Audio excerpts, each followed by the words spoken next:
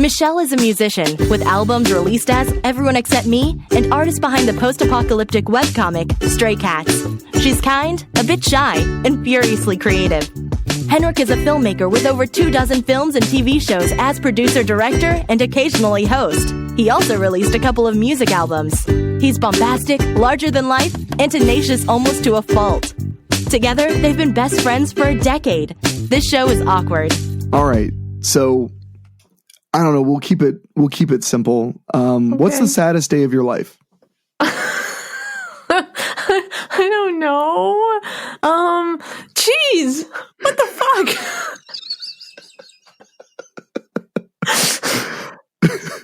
I mean, do you need me to rephrase the question? I don't know. That's really that's really that word with the stuff. That's making me really vulnerable if I say that kind of stuff to people.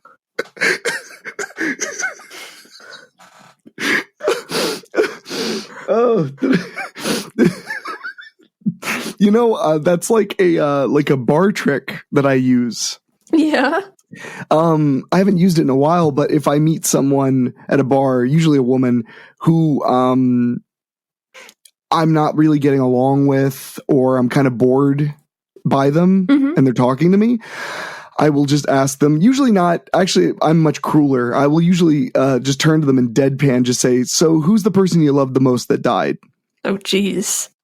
And you know what? 2 or 3 times they've walked away mad, and twice I made a new friend. Huh. Interesting. Because they answered, and then all of a sudden I understood them better. Wow.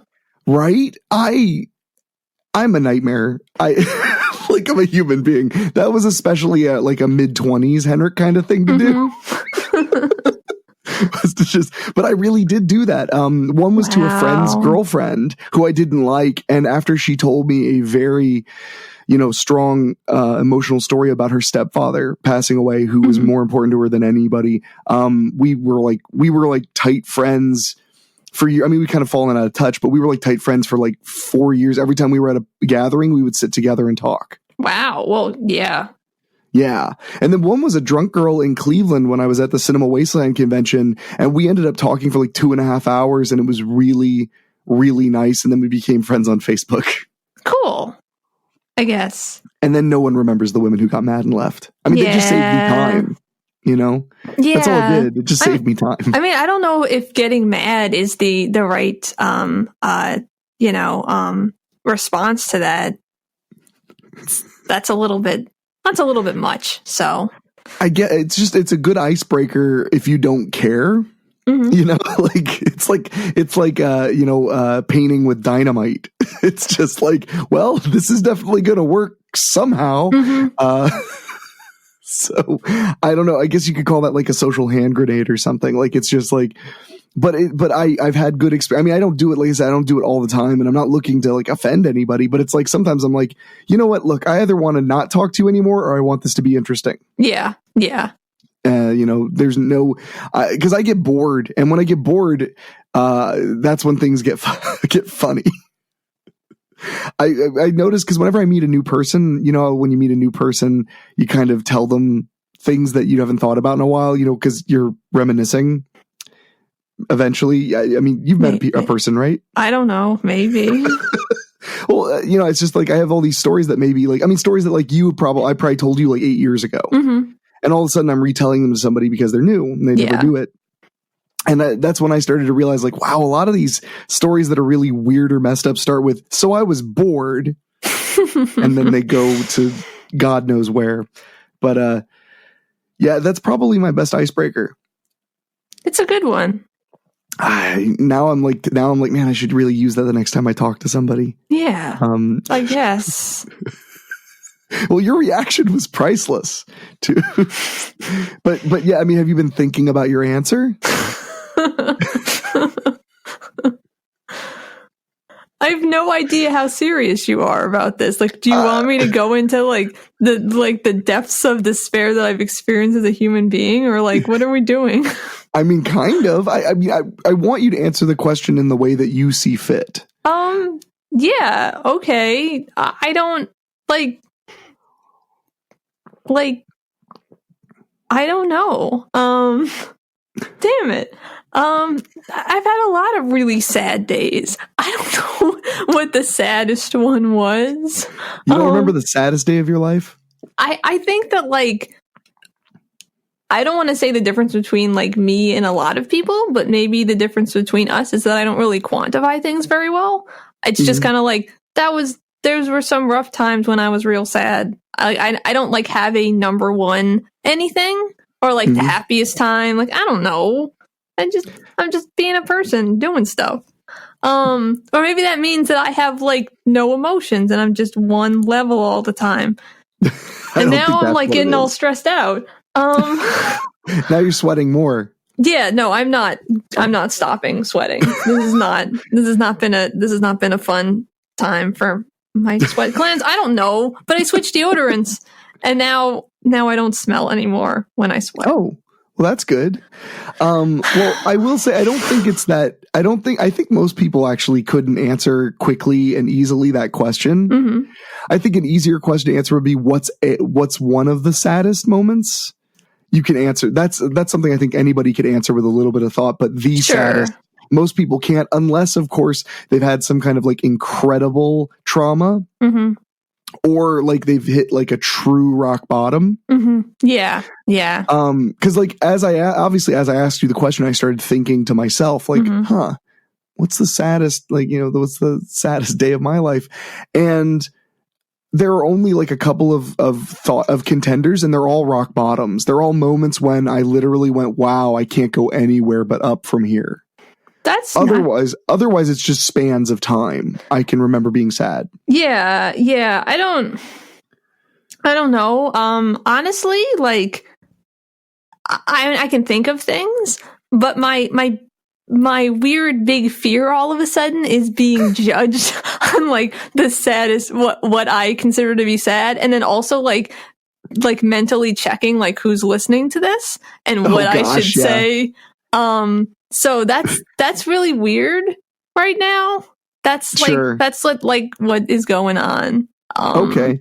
You sound kind of like me. I got really vulnerable that last that episode before New Year's. Mm-hmm. I just started like going like, I don't know anymore. What am I doing with my life? And I got really uncomfortable with people hearing it. But I did it anyway. You know why? I don't know. I don't know why. Because I'm too lazy to record another show. Because I was like, no, this is the show. That's it. We gotta just do it. We said we were gonna do it like this. This is my entire life. But that's like, that could be on the cover of the book about me, my life. It's like, well, you said that this is what you were gonna do, so you're doing it. Yeah. Well, that could be me too. So. Yeah. No. You definitely always follow through. Yeah. That's probably one of the most enduring elements of our friendship. Because so many people will let you down, but you really haven't let me down ever. What? Another person who's like, oh, you've just not ever let me down. I'm going to let you down. And now I have to worry about when it's going to be. And I have to crush your perception of me. Maybe you should start like intentionally letting me down, like gradually, little bursts here and there. But I don't want to let you down because that like is totally upsetting to me. That like someone would be depending on me for something and then I wouldn't come through for them. Because I know what that's like when people don't come through for you. Yeah, no, I get it. So I just got to be good forever. I just gotta always do a good job. Okay, just never ever mess up. I can't ever mess up. I just don't think it's really in your DNA to let oh my God. someone down. I just don't think that's who you are. What? I just don't think that's who you are. I think that similar to me, I don't like to let people down. I mean, I'm a flawed person, but I think that I've often joked, but I think it's true. I think it's an element of having like an anxiety disorder too, is that it's just very difficult to let people down. Because if you either are into something or you're not. So you either commit or you don't. because you know what committing means to you. Like, you know, you and I talk about this a lot. If we have a plan to do something later in the day, it like paints the entire day. Yeah. Yeah. We are thinking about that all day. Like we planned to start recording at like 1 o'clock. And I knew if I got on at like 12:55, you were going to be ready already. Well, yeah. Because it's just how you are. And that's how I am too, actually, you know? So I think but I mean, think about it. You commit to things, but they're generally things you want to do to some extent. You know, you don't commit to things that you blow off. Well, I commit to things even if I don't want to do them, but once I've committed to them, I have to do them because I said I was going to do them. So, but I mean, that's good in a way. Yeah, but I mean, the thing is, I'm sure I let people down all the time, and I don't want to think about it. I just don't know who they are. Please don't tell me who you are. They probably don't exist, Michelle. I don't want to know. I don't think they're out there. I think that your fantasy is that they exist. I hope so, but I believe that I let people down all the time. So, who are these people that you let down all the time? I mean, but you'll do things like you'll send me a box of cookies and then be like, sorry. Like, what? They're delicious cookies. Why are you sorry? I don't know. No, I don't know. Yeah, no, I feel like that is the thing that like, I mean, I feel like, I don't know how I come off to people, but I like people to be like, yeah, that Michelle, she's really reliable. That's like, at least I can have that. You know what? A friend of mine once told me that that they felt like they could count on me if there was an emergency or if there was like, if something went wrong, they're like, man, I call you because you know, and that meant the friggin' world to me. Yeah. Because that's the kind of person I want to be, because I always admired those types of people when I was younger. You know, the type of person that it's like, you know, you're just walking down the street and then there's a car accident and they stop everything and go over and know and just seem to instinctively know exactly what to do to make the situation better. Yeah. Yeah. Even if they're just making it up as they go along, which I'm almost guaranteed they are. They are. Yeah. You know, yesterday I was at Walmart, and I was picking up a Blu-ray, and there was this elderly couple walking by, and the gentleman who was pushing the shopping cart let out kind of an odd yell, like an odd like yelp, like a painful yell, and fell to the ground a little bit, like down past one knee, like he was almost on his butt. And I went over to check on him. He was fine. His knee just went out. He has a bad knee, and it just decided to go out on him. But I walked right up to him. I was like, "Are you okay? Do you need any help?" And he was very polite. He was like, "Oh, no, it's just my stupid knee just went out. Like, I'm all right." And like 2 or 3 other people also walked over and just wanted to make sure that guy was okay. And I was like, "Yeah, we're all doing a thing that would be nice." Yeah. And I don't like. I think a lot of like I like try to do stuff. I don't know if I do stuff though. But I definitely like, I don't fault people for not, because there's like this weird, I think there's just this general like embarrassment or like belief that someone else will take care of things if you don't. So I get that too. You know, I don't know. Yeah, I've had that in moments where I feel like I might have had to put myself at like actual risk. I've kind of went, the police exist. I'm going to go this way. Like there's no imminent danger, you know, other than to me if I say something or do something. Yeah, that's interesting. I don't like in those situations, because it's like if I see someone who's hurt, like I don't know if I can help. But if I see someone who's being like harassed, and I like I'm more comfortable stepping in there, which is weird because that's if there's imminent danger to another person, I'll do so. It's more like I saw a guy like vandalizing shit. Oh, yeah. And like screaming. And I was like, I'm gonna not. That's probably not something you can fix right now. But I will say, I actually do believe if somebody is injured, that I can help them in some way. That's good. Well, just because you don't want to be alone when you're in a lot of pain.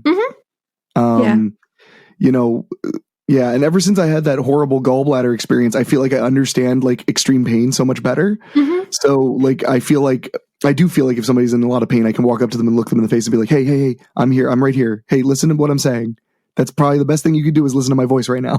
Like, just try not to think about the pain you're in. It's a lot, isn't it? It's okay. You're allowed to be in a lot of pain, but like, let's talk.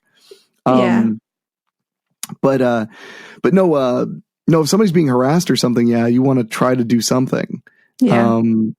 Again, it depends on the situation and if you're going to escalate. And you also have to be careful because you have to make sure you know what's actually going on. Right. Oh, definitely. Yeah. You don't want to. Sorry. I wasn't going to say much. Oh, they teach you that when you get your concealed carry permit. They're like, you shouldn't intervene in other people's situations because you don't know, like, if a guy's kicking a guy in the middle of the street, you don't know if he's kicking the guy who pulled a knife on him and stabbed him. Mm-hmm. Yeah. You know, you don't know what's going on. You don't have any clue what's going on. So you have to be kind of careful. But no, so to kind of circle back, I've just always, nothing makes me feel better than when somebody's like, well, that's somebody you can count on. Yeah. Like a thing I think about a lot that makes me feel really proud is when you moved into your new house. Because you had so much to do and I drove all the way from Ohio to help you move. Mm-hmm. I'm going to always bring that up because I just can't overstate, how many friends who live like down the block will be like, I'm busy that day you're moving. And then, but I drove 500 miles, but it just felt really good. Cause like your dad and you were just kind of like, we have to go take care of this thing. We have to go sell the current house so we can officially buy the new house. And so I just took your brother and we just like packed as much of your home into the truck as we humanly could in the time it took for you guys to do that stuff until the movers arrived to do the heavy stuff. Yeah.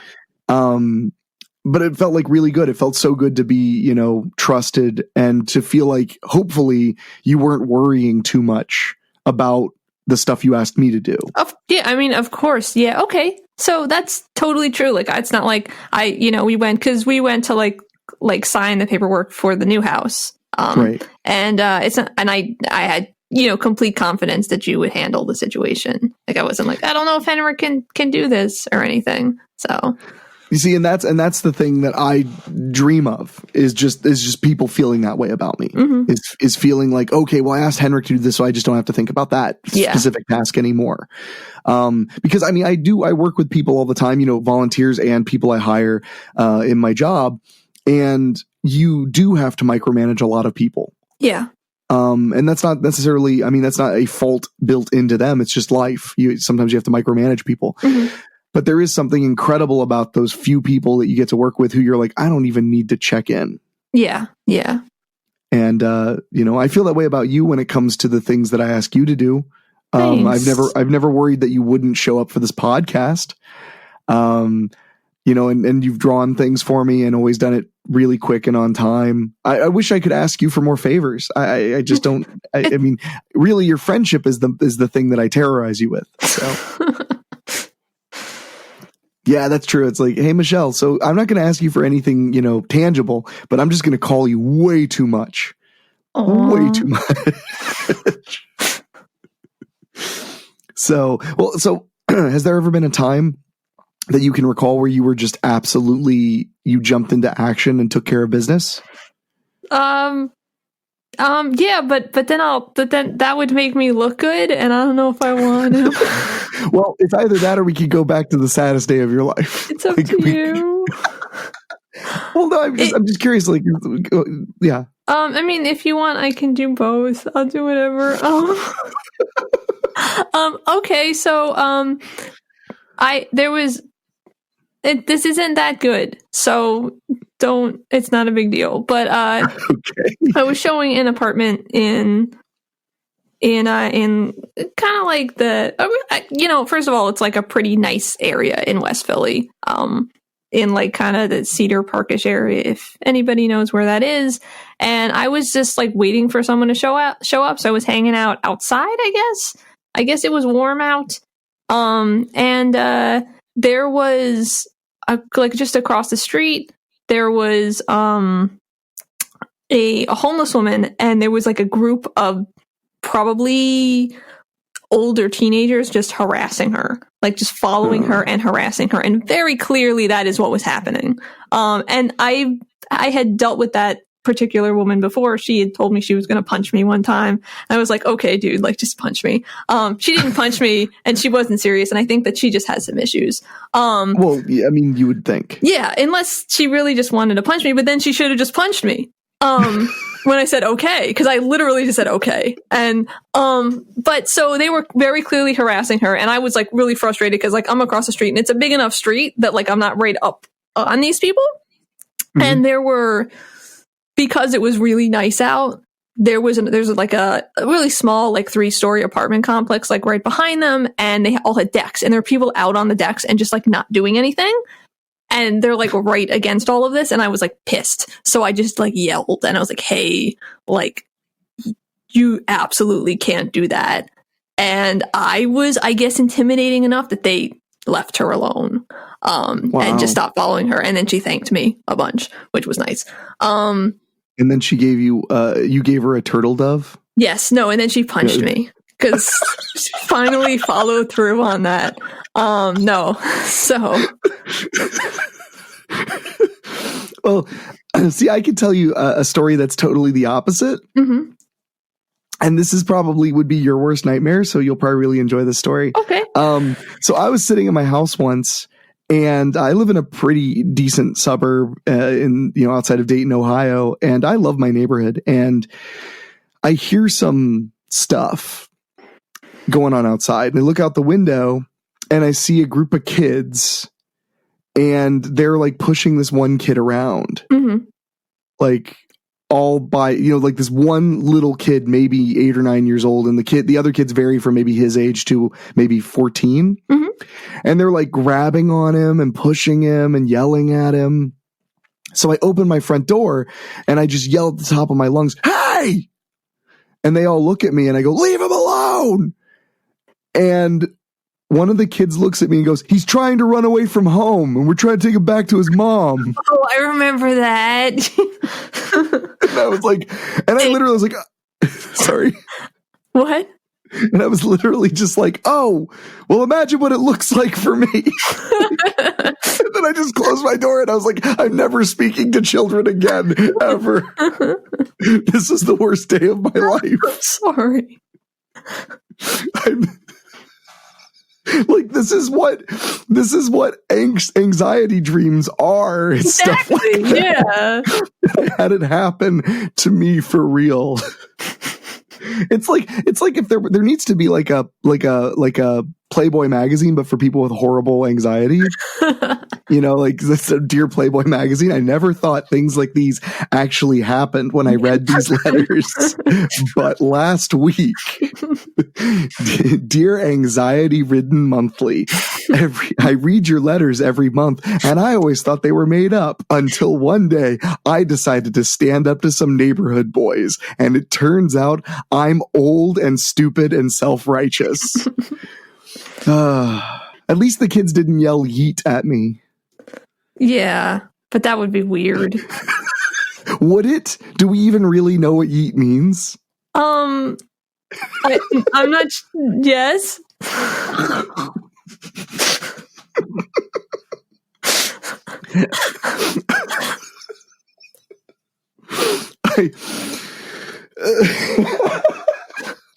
That almost ended me. Thank you for that. You're welcome. Well, okay. So we'll keep it simple. Do you have a great embarrassing story? Probably, but I have to think about it for a second. Have you ever tried to help somebody and realized that you were not helping? There have been a bunch of times where it's like, when you said with the dude whose like knee went out, where I've thought I could help someone and then I couldn't, kind of deal, or like, are you, and it's very clear that they ended up not needing help, or that I misread the situation, kind of deal, and they weren't hurt or something like that. Oh yeah.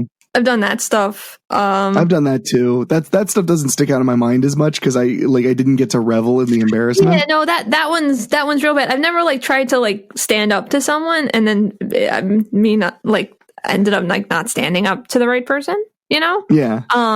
As far as I know. So I'm sorry.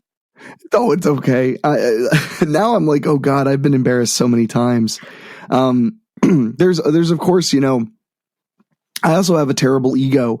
So I have had moments where people have been like staring at me in public and they're like, I know you from somewhere. And I'm immediately like, oh, well, I'm a filmmaker and, I do all this stuff. And they're like, no, you're the guy who like, do you shop at the discount mart on blah, blah, blah. And I'm like, yeah, that's me. I do. That is definitely me. That actually happened yesterday. That's pretty interesting. A guy was staring at me and he was like, I know you from somewhere. And I was like, well, I mean, I make movies. I've been in the paper. And he was like, and he was literally like, he was like, I see you here a lot. You seem like a nice guy. Happy New Year. And I was like, thank you. And then I was just like, I'm never leaving the house or talking to adults ever again.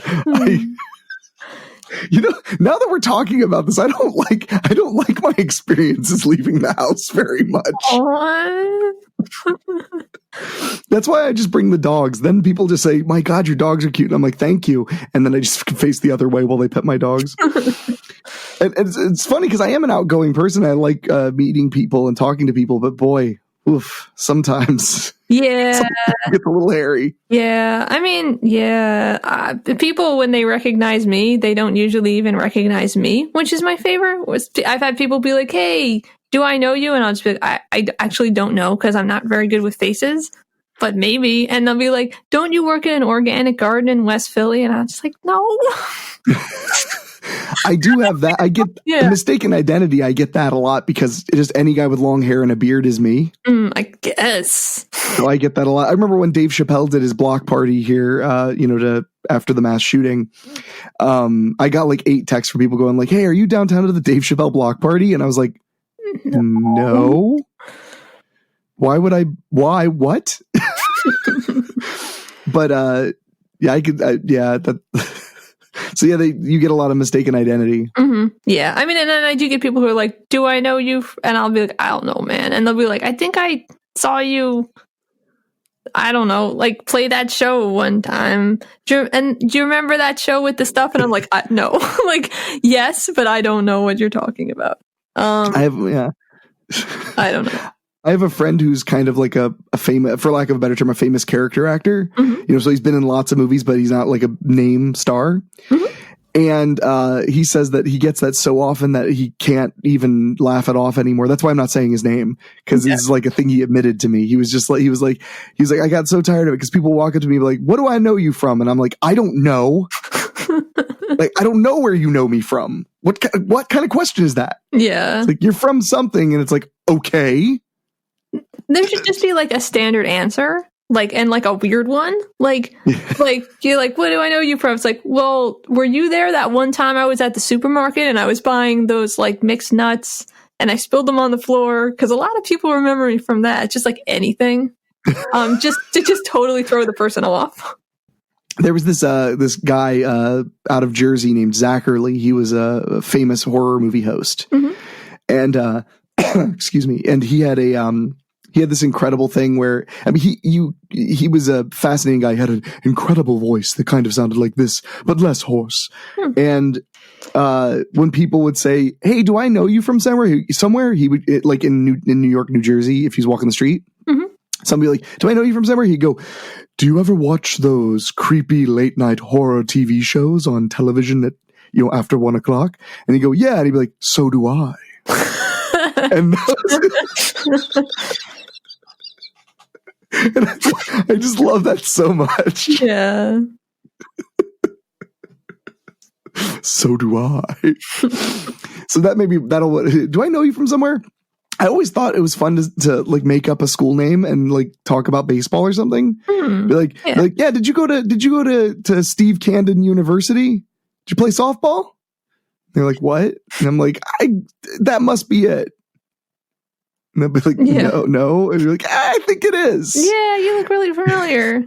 And then you're asking them where you know them from, even though it started the other way around. Yeah. See, there we go. And everybody would believe you played softball. You'd just be like, the hair helped. Mm-hmm. Yeah. Me play softball. Yeah, I played it mostly with my hair. So. Man, I wish everyone would really know me then. That's true. Yeah. Why did you give up your baseball career? I just didn't think it was going anywhere. You know? Was it because you never played? No, yes, but but that's not the reason I gave up, because I don't just give up because I don't do things. I just wanted to pursue other sports. So like what other sports did you pursue? The one that I badminton? Sure. Just for a little while though. Did you ever actually play it, or did you just pursue it? I literally just pursued it. Okay. I mean, it's good to pursue things. It doesn't necessarily mean you have to play them. I just followed the idea of badminton around, basically. It was like George Costanza wanted to be an architect, except he never did anything to become an architect. He just thought, man, that sounds like what I would be. Yeah. Oh, man. So I guess we're going to have to return to the conversation of the saddest day of your life some other time. All right. Okay, well, let's try it the other way. What's the happiest day of your life? Oh, that's even harder. Oh my God, that's worse. Don't do that. Good. No. What's the happiest day of your life? No, I have no idea. Like at all. I don't even know where to start, because I could actually probably give you one of the saddest days of my life right now if you wanted me to. But happiest days, no idea at all. What about like the day you found gigs? You know very well that wasn't the happiest day of my life. I'm terrified of finding gigs. Like it's scary. Yeah. And I'm guessing you were happy months later when you realized it was the right cat, not that day. Yeah, in hindsight, that's a happy day. Yeah, but it wasn't at the time, because it was just terrifying, and then I had to get a cat, and it's scary, and then there was resentment because my last cat was dead, and that kind of stuff. Well, okay. But yeah, looking back, it was a very good day. Actually going and seeing her and stuff. Yeah. So, I mean, that's how I feel about Henwolf and Chicano. Mm-hmm. It's only in hindsight those were great days. I got them. The actual days I was stressed out and worried and not sure and whatever. And then it's months later. I'm like, hey, this works. I'm into this. Yeah. Yay. But does that work? Does that just mean you're rewriting in your mind? Yeah, I don't think that counts. Yeah. See, I don't think it counts either. Yeah, and the problem is we don't. Hopefully, you didn't like pinpoint the moment you loved your cat. It should have been like a thing that kind of happens gradually, and you don't really notice it. Just one day you're very fond. No, I remember. Oh, you remember the exact day? Yeah, no, I remember when I was like, oh, I think this is gonna work. I was that was like when I got her. I was still like doing, I guess, physical therapy, or at least I was doing physical therapy. Like I was exercising at home from when I had shoulder surgery. And so I would like do them lying on the floor, because sometimes you have to do exercises on the floor. And there were a lot of like repetitions. So I'm just laying on my back on the floor, and she just like came over and laid on my stomach and just stared at me. And I was like, okay, all right. This is kind of working out. But she doesn't lay on my stomach anymore, because I don't ever lay on the floor. So maybe I should do that. I think maybe you should lay on the floor as soon as we're done here. Yeah, maybe she's sleeping though on the radiator. So. Oh. Thanks for listening. You can email us at thisshowIsAwkward@gmail.com or go to awkwardshow.com or whatever. See you next time.